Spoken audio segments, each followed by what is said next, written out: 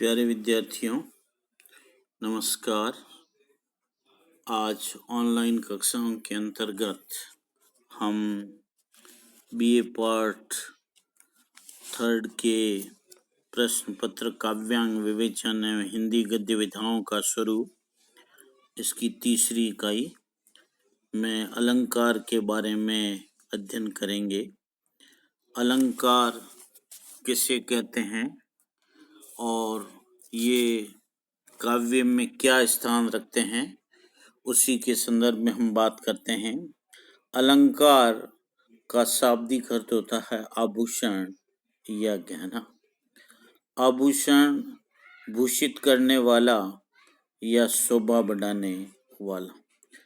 जिस प्रकार से आभूषण से तन अर्थात शरीर की शोभा बढ़ती है, उसी प्रकार काव्य की शोभा बढ़ाने वाले तत्व को अलंकार कहते हैं।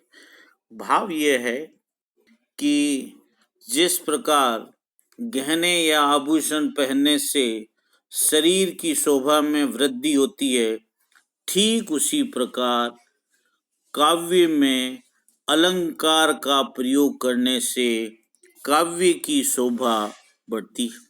संस्कृत के आचार्य विश्वनाथ के अनुसार जिसके द्वारा अलंकृत किया जाए वह अलंकार है। जैसे राम ने सीता के मुख की तरफ देखा, इस वाक्य को अलंकार लगाकर कहें तो बहुत ही अत्यधिक सुंदर और रोचक हो जाएगा और कहा जाएगा, सिय मुख शशि भय नयन चकोरा। कहने का अर्थ है, राम के नेत्र रूपी चकोर सीता के मुख रूपी चंद्रमा को देख रहे थे। वह पहले वाला कथन सामान्य कथन था, लेकिन जैसे ही सिय मुख शशि भय नयन चकोरा कहा तो इसमें अलंकृत हो गया, काव्य की शोभा बढ़ गई और राम के नेत्र रूपी चकोर सीता के मुख रूपी चंद्रमा को देख रहे थे। इस प्रकार अलंकार काव्य की शोभा बढ़ाने वाले धर्म है, परंतु काव्य में इनकी स्थिति आवश्यक या स्थिर नहीं मानी गई। यहाँ देखिए, यहाँ महत्वपूर्ण बात है कि अलंकार काव्य की शोभा बढ़ाने वाले धर्म तो है, लेकिन इनकी स्थिति काव्य में आवश्यक या स्थिर नहीं है, क्योंकि जब व्यंग्यार्थ या ध्वनि अथवा रस की प्रधानता रहती है तब अलंकार विधान आवश्यक नहीं है।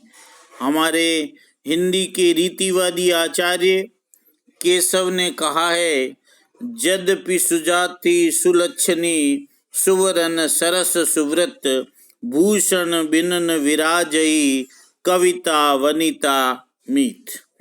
यानी भूषण के बिना न तो कविता शोभायमान होती है, न स्त्री शोभायमान होती है और न ही मित्र शोभायमान होते हैं। कहने का आशय यह है कि आभूषण से अलंकार से ही कविता की शोभा में चार चांद लगते हैं। इस कारण से अलंकारवादियों ने ये कहा है कि शब्द और अर्थ की शोभा बढ़ाते हैं और ये काव्य के अस्थिर धर्म है। ये अलंकार काव्य के अस्थिर धर्म है, ऐसा कहा गया अलंकार की परिभाषा। अब हम अलंकार की परिभाषा के बारे में बात करते हैं। हमारे आचार्य संस्कृत के आचार्य दंडी ने लिखा है कि काव्य शोभा करान धर्मान प्रशक्षते, अर्थात काव्य की शोभा बढ़ाने वाले उपादान या कारक अलंकार कहते हैं, उसे अलंकार हम कहते हैं। अर्थात काव्य के शोभा कारक सभी धर्म अलंकार कहे जाते हैं। यह लक्षण अत्यधिक स्थूल है और इसमें धर्म पद की व्याख्या स्पष्ट नहीं की गई है। दूसरी ओर हमारे भामा ने कहा है, वक्राभिधेय शब्दोक्तिरिष्ट वाचाम अलंकृति, शब्द और अर्थ की विचित्रता अलंकार है। कहने का आशय यह है, उक्ति वैचित्र्य को अलंकार की संज्ञा दी गई है। दूसरी ओर आचार्य मम्मट ने काव्य प्रकाश में उल्लेख किया है, उपकुर्वन्ति तम संतम ये अंग द्वारेण जातुचित आरादिवदलम अलंकारास्ते अनुप्रासोपमादय, अर्थात अंगों के आश्रय में रहने वाले हार आदि के समान अलंकार काव्य सौंदर्य बढ़ाते हैं और ये शब्दार्थ के अनित्य धर्म होते हैं। इस प्रकार परिभाषा दी गई। अब हम परिभाषा के बाद अलंकार के लक्षण क्या है। अलंकार काव्य में शोभा लाने वाले होते हैं। अलंकार वे होते हैं जो काव्य में श्री वृद्धि करते हैं, काव्य की सुंदरता को बढ़ाते हैं, काव्य में शोभा ले आते हैं। जैसे हमने ऊपर देखा, सिय मुख शशि भय नयन चकोरा, राम के नेत्र रूपी चकोर सीता के मुख रूपी चंद्रमा को देख रहे थे। यहाँ ये स्पष्ट हो रहा है कि काव्य में शोभा पैदा कर देते हैं, काव्य को अधिक आकर्षक और प्रभावशाली बनाने वाले। अलंकार वे हैं जो काव्य को और अधिक आकर्षक और प्रभावशाली बना देते हैं, जिससे काव्य की महत्ता बढ़ जाती है। कथन या अभिव्यक्ति को विशिष्ट बनाने वाले अलंकार वे हैं जो कथन या अभिव्यक्ति को विशिष्ट बना देते हैं। चौथा, अभिव्यक्ति में असाधारणता लाने वाले, अभिव्यक्ति में असाधारणता पैदा करने वाले भी अलंकार होते हैं। यानी अलंकार अभिव्यक्ति में असाधारणता ले आते हैं। इसलिए कहा गया है, उक्ति वैचित्र्य ही अलंकार है। उक्ति में विचित्रता आ जाती है, उक्ति में चमत्कार आ जाता है, और ये उक्ति में विचित्रता, उक्ति में चमत्कार, यही है वो अलंकार कहलाता है। तो हम यहाँ देखते हैं, हमारे आचार्य रामचंद्र शुक्ल ने भी अलंकार के संबंध में कहा है, स्पर्श और वस्तुओं के रूप गुण क्रिया का अधिक तीव्र अनुभव कराने में कभी कभी सहायक होने वाली युक्ति अलंकार है। वास्तव में काव्य के आचार्यों की तो ये मान्यता है कि रस काव्य की आत्मा है, अलंकार काव्य के उपकारक होते हैं। इसलिए शब्दगत चमत्कार और अर्थगत चमत्कार द्वारा जो काव्य का उत्कर्ष बढ़ाकर शोभा को बढ़ाते हैं, उन्हें हम अलंकार कहते हैं। इसलिए काव्य में अलंकारों का प्रयोग रस अनुकूल ही होना चाहिए। अलंकारों का स्थान, काव्य का शरीर शब्द है। शरीर वह है जो सामने दिखाई देता है, और कविता में जो शब्द हैं वो सामने प्रत्यक्ष रूप से दिखाई देते हैं। इसलिए काव्य का शरीर शब्द है, और काव्य में जो निहित आत्मा है वह रस। ये रस दिखाई नहीं देता है, तो काव्य का शरीर शब्द और काव्य की आत्मा रस। विश्वनाथ ने अलंकारों को काव्य के शब्दों तथा अर्थों के शोभा अतिशायी अस्थिर धर्म माना है। काव्य के आत्म तत्व रस का उपकार करते हैं। अलंकार क्या करते हैं? काव्य के आत्म तत्व, काव्य की आत्मा, और आत्मा है रस, उस रस का उपकार करने वाले घटक अलंकार कहलाते हैं। अलंकार के भेद, प्रमुख रूप से दो अलंकार माने गए हैं, शब्दालंकार और अर्थालंकार। और जहाँ शब्दालंकार और अर्थालंकार एक ही पद में एक ही काव्य में दोनों की स्थिति बनती है तो वहाँ उभयालंकार होता है। लेकिन मूल रूप से दो प्रकार के अलंकार माने गए, अलंकार के भेद माने गए हैं। एक शब्दालंकार, दूसरा अर्थालंकार। शब्दालंकार किसे कहते हैं? जब काव्य में काव्य में चमत्कार या वैचित्र्य शब्द के कारण, जब काव्य में चमत्कार या वैचित्र्य विचित्रता किसी शब्द विशेष के कारण हो, तब वहाँ शब्दालंकार होता है। जैसे उदाहरण के लिए हम देखते हैं, पानी गए न उबरे मोती मानस चून। पानी के चले जाने पर मोती, मनुष्य और चूने या आटे का कोई महत्व नहीं होता। यहाँ पानी गए न उबरे मोती मानस चून, इस पद में पानी शब्द विशेष के कारण अलंकार है। जरा ध्यान दीजिए, यहाँ स्पष्ट हो रहा है कि अलंकार का कारण क्या है? अलंकार का कारण पानी शब्द विशेष है। पानी शब्द विशेष के कारण अलंकार है। अब यदि हम इस पानी शब्द को हटा देते हैं और उसके स्थान पर पानी के पर्यायवाची नीर, जल, तोय, अम्बु में से किसी एक शब्द का प्रयोग कर देते हैं तो अलंकार अर्थात काव्य में चमत्कार या वैचित्र्य नष्ट हो जाएगा। कहने का आशय है कि शब्द के स्थान पर पर्यायवाची शब्द का प्रयोग करने से चमत्कार विनष्ट हो जाता है।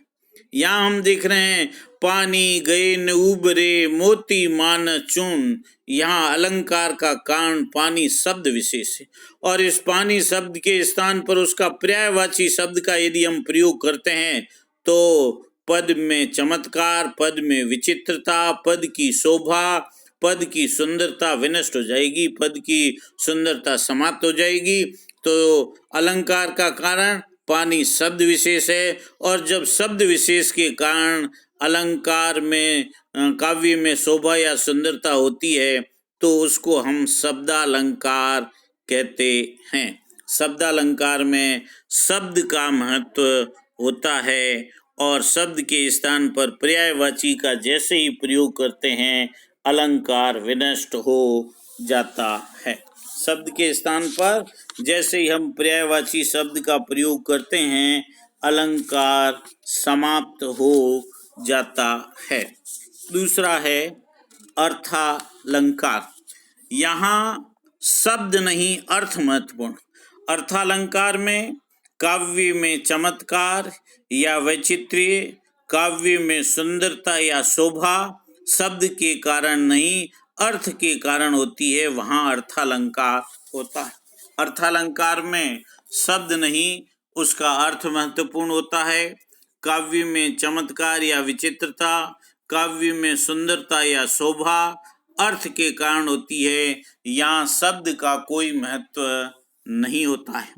और जब शब्द के स्थान पर हम पर्यायवाची प्रयोग करते हैं तो भी चमत्कार विद्यमान रहता है, काव्य की शोभा यथावत रहती है, उसमें परिवर्तन नहीं होता है, क्योंकि यहाँ शब्द महत्वपूर्ण नहीं है, यहाँ महत्वपूर्ण है अर्थ। इसलिए शब्द के स्थान पर जैसे ही हम पर्यायवाची शब्द का प्रयोग करेंगे तो काव्य में चमत्कार, काव्य में वैचित्र्य, काव्य में सुंदरता, काव्य की शोभा यथावत रहेगी, यह विनष्ट नहीं होगी। तो यहाँ शब्द महत्वपूर्ण नहीं है, यहाँ महत्वपूर्ण अर्थ है। जैसे मुख मयंक सम मंजू मनोहर, उदाहरण है हमारे सामने, मुख मयंक सम मंजू मनोहर। यहाँ मुख की जगह आनंद, मयंक की जगह सुधाकर और मंजू मनोहर की जगह सुंदर का प्रयोग हम करते हैं तो अलंकार यथावत रहता है। अलंकार अर्थात काव्य की शोभा, काव्य की सुंदरता, काव्य में उक्ति वैचित्र्य और काव्य में चमत्कार बना रहता है। इस कारण यहाँ अर्थालंकार है। जैसे मुख मयंक सम मंजू मनोहर, इसको हम ऐसे कह सकते हैं, सुंदर आनंद सुधाकर जैसे, सुंदर आनंद सुधाकर जैसे। यहाँ मुख मयंक और मंजू मनोहर के स्थान पर इन शब्दों के पर्यायवाची शब्दों का हमने प्रयोग किया, लेकिन प्रयोग करने के बाद भी अलंकार यथावत बना हुआ है, अलंकार में कोई क्षति नहीं हुई है, इसलिए यहाँ अर्थालंकार है। फिर है उभयालंकार। ये कोई महत्वपूर्ण नहीं है, मूल रूप से दो ही अलंकार हमारे होते हैं, शब्दालंकार और अर्थालंकार, लेकिन तीसरा उभय अलंकार है और कहीं उभय शब्द का अर्थ होता है दोनों। कहीं कहीं ये स्थिति होती है कि एक ही पद में शब्दगत तथा अर्थगत दोनों चमत्कार या उक्ति विचित्रता पाई जाती है। ऐसी स्थिति जहाँ काव्य में शब्दगत तथा अर्थगत दोनों चमत्कार, शब्दगत तथा अर्थगत दोनों चमत्कार या उक्ति विचित्रता एक साथ विद्यमान हो तो उस पद में उभयालंकार होता है, वहां उभयालंकार होता है। उभय शब्द का अर्थ है दोनों, और दोनों का मतलब है शब्दा उस पद काव्य में, उस पद में शब्दालंकार भी है और उस पद में अर्थालंकार भी है। तो इस तरह हम कह सकते हैं कि काव्य में जहाँ शब्दगत तथा अर्थगत दोनों चमत्कार या उक्ति विचित्रता पाई जाए वहाँ उभयालंकार होता है। शब्दालंकार और अर्थालंकार में अंतर। शब्दालंकार में शब्द की प्रधानता होती है, जबकि अर्थालंकार में अर्थ की प्रधानता होती है। हमने ऊपर स्पष्ट किया कि शब्दालंकार में शब्द के स्थान पर उसका पर्यायवाची प्रयोग करने से अलंकार विनष्ट हो जाता है, जबकि अर्थालंकार में शब्द के स्थान पर उसका पर्यायवाची प्रयोग करने से भी चमत्कार या काव्य की शोभा विद्यमान रहती है। तो पहला अंतर हो गया कि शब्दालंकार में शब्द की प्रधानता, अर्थालंकार में अर्थ की प्रधानता।